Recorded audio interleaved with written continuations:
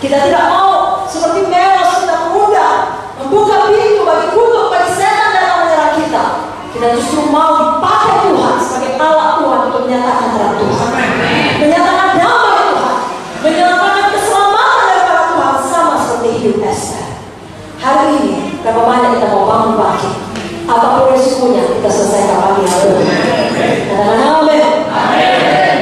Nah, kita tidak mau membawa alasan apapun. Saudaraku, tidak harus kita punya semua, tidak harus cocok situasinya baru bisa memberitakan firman. Siap sedia memberitakan firman, baik atau tidak baik waktunya. Saudara masih ingat kisah anak gadis perempuan kecil di rumah Naaman yang adalah panglima tentara Syria.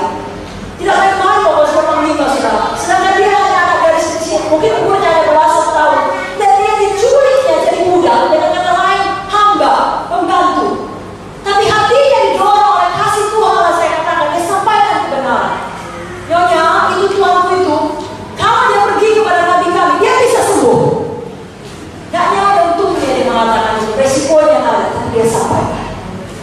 Saudara tahu Naaman setelah mendengar perintah daripada nabi, gak langsung senang deh saudara. Dia berkata, masih banyak sungai lain, Abana, Parpar, jauh lebih jernih daripada sungai Jordan. Tetapi ada bawahannya yang berkata, Tuhan, kalaupun tadi nabi berkata yang berat Tuhan lakukan, dia hanya minta 7 kali membenarkan diri. Kalau untungnya bawahan itu berkata demikian, bukan kalau lebih baik kalau dia tutup mulut dan diam saja. Naaman marah dan berkata, pulang saja, sungai lain yang jernih. Tak masuk akal itu nabi. Setidaknya kalau aku panglima saudara jauh-jauh, keluarlah, gerak-gerakkanlah tangannya di depanku. Ini hanya mengirim pesan. Bawahan yang bisa berkata, iya betul itu Tuhan, yang sepanas Tuhan, mari kita pulang. Kurang ajar itu. Dia sampaikan kebenaran. Kenapa? Karena dia berada di pihak Tuhan. Dia berperan di pihak Tuhan, di pihak kebenaran, di pihak terang, di pihak kebaikan, di pihak keselamatan. Dia lakukan yang dia bisa, Rabbus lakukan yang dia tidak bisa. Dan menjawab tidak aman. Jadi kita juga tidak perlu takut, apalagi membawa alasan apapun itu. Dan merasa diri kita masih lemah, atau kita berkata, saya tidak punya cukup waktu dalam pekerjaan untuk mengunjungi atau apa saja. Saudaraku, Tuhan tahu keadaan kita. Tapi kalau kita mau, orang dunia mau berkata, di mana ada kemauan, di situ ada jalan. Apalagi kita anak-anak Tuhan. Kalau saudara mau, semua kita bisa melayani. Semua kita bisa menginjil. Semua kita bisa meminta. Tidak berada. Haleluya. Apa resikonya kita tempuh seperti ucapan Esther, kalau terpaksa aku mati, biarlah aku mati. Karena dia tahu Tuhan di atas segala. Panggilan Tuhan di atas segala. Karena malam ini Roh Kudus suatu keberanian memenuhkan kita. Waktu Matius 1 ayat 7 berkata, Allah memberikan kepada kita bukan roh ketakutan, melainkan roh yang membangkitkan kekuatan, artinya kuasa, kasih dan ketertiban. Karena banyak di sini penuh dengan Roh Kudus. Maka saudara adalah orang-orang yang berani dan berkuasa. Haleluya. Yang kelima yang terakhir malam ini, ingatlah untuk berdoa dan berpuasa. Saudaraku, Esther memang meminta orang lain berdoa dan berpuasa. Tapi perhatikan, Esther sendiri berdoa dan berpuasa. Banyak anak Tuhan suka kali minta orang lain berdoa, dia sendiri gak berdoa. Gak bisa begitu saudara.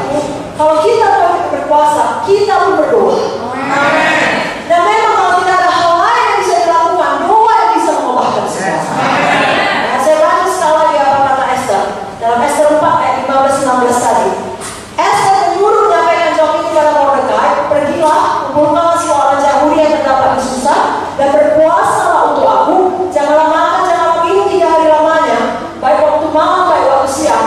Aku serta dayang-dayangku akan berpuasa demikian, dan kemudian aku akan masuk pada raja, menghadap raja. Sungguh berlawanan dengan undang-undang, kalau terpaksa aku mati, biarlah aku mati. Saudaraku, berpuasa sudah menggambarkan kehidupan yang penuh penyesalan diri. Jangan buat berpuasa sebagai rutinitas. Sebenarnya puasa bukan hanya soal makan, ya, tapi soal menyenangkan diri dari semua hal duniawi.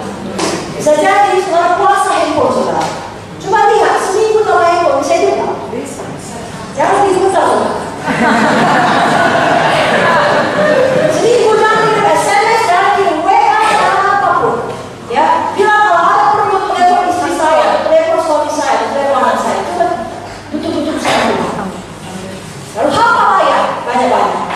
Ya, karena banyak sekarang anak-anak Tuhan firman seperti kata-kata motivasi, kayak makan sunek. Orang saya bilang sunek. Saudara, kalau makan sunek saja kan sehat. Walaupun sunek enak, karena gak susah mencernanya kan? Gampang, prakuk, kalau makan kaca, sudah kan, gak bisa berhenti makan kaca. Kaca subuh.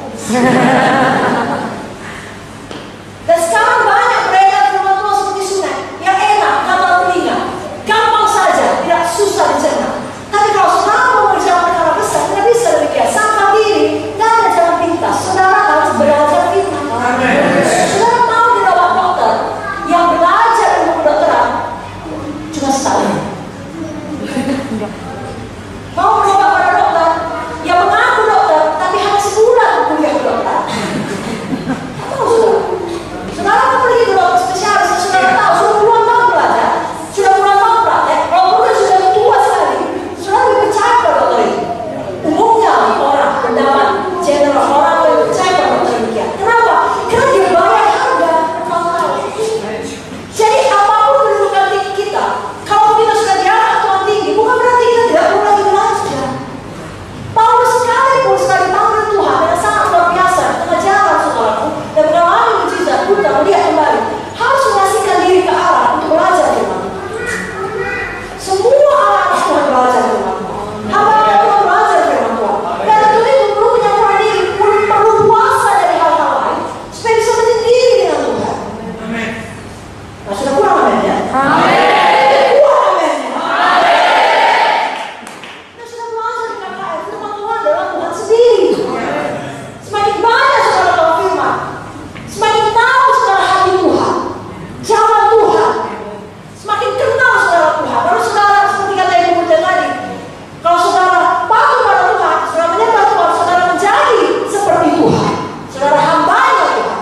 Demikian kalau kita menyangkal diri dan suka firman, tidak ada yang bisa menghambat kemajuan saudara. Amin. Saudara perlu kuasa Tuhan. Kudus yang berdoa di dunia. Saudara belajar firman memberikan hikmat atas hikmat dunia ini. Karena hikmat dunia yang benar sudah datang dari Tuhan.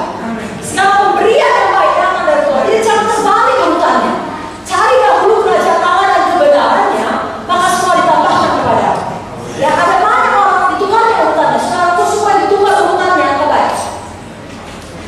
Misalnya, kalau ada seorang anak gadis kemudian hamil dan akan melahirkan anak setelah 9 bulan tentunya, lalu orang tua gadis itu, orang tua laki-laki daripada pasangan gadis itu bersuka cita, semua itu merasa hamil. Ya, artinya menyediakan baju untuk bayi, kan begitu, ikut mengantar periksa kandungan, ikut mengecek kamarnya, kalau laki-laki biru, kalau perempuan biru, beli boneka dan lain sebagainya. Kenapa? Karena memang begitu seharusnya, apalagi kalau itu anak pertama. Tetapi dalam situasi yang lain, anak gadis juga, hamil juga, tidak ada bahagia. Dia tidak bahagia, pasangannya tidak bahagia, orang tua yang tidak bahagia, bahkan marah-marah. Karena urutannya diganti, dia hamil dulu, belum menikah. Sama-sama berkatnya punya anak. Tapi kalau urutannya diganti, tak ada bahagia di situ. Demikian kita, banyak pun tahu kita, bahkan diberkati pun kita, kalau bukan benar urutannya. Tidak ada sukses sejati, kebahagiaan sejati. Harus Tuhan dulu nomor satu. Amin. Tuhan adalah salah. Tuhan adalah salah. Firman Tuhan adalah salah. Mari kita sangkal diri kita. Ya, kita puasakan akan hal-hal yang lain supaya ada waktu kita belajar firman Tuhan. Dan ada waktu kita berdoa, saudara. Tuhan Yesus sendiri pun ketika dia hidup di dunia, dia selalu berdoa. Saudara tahu ayat-ayatnya. Maka sampai saat terakhir apalagi kita mengkek semari dia berdoa. 1 Petrus 4 ayat 7 juga berkata, kesudahan segala sesuatu sudah dekat, karena itu kuasailah dirimu dan jadilah tenang supaya kamu dapat berdoa. Pernah nggak saudara berdoa pikiran saudara kemana-mana? Pernah? Kuasai, menjadi dan tenang. Amin. Fokus pada Tuhan. Supaya jangan nanti kalau saudara, ya, saya berdoa kok, maka seluruh dunia saya doakan. Saudara bilang, iya. Bagaimana 2 detik?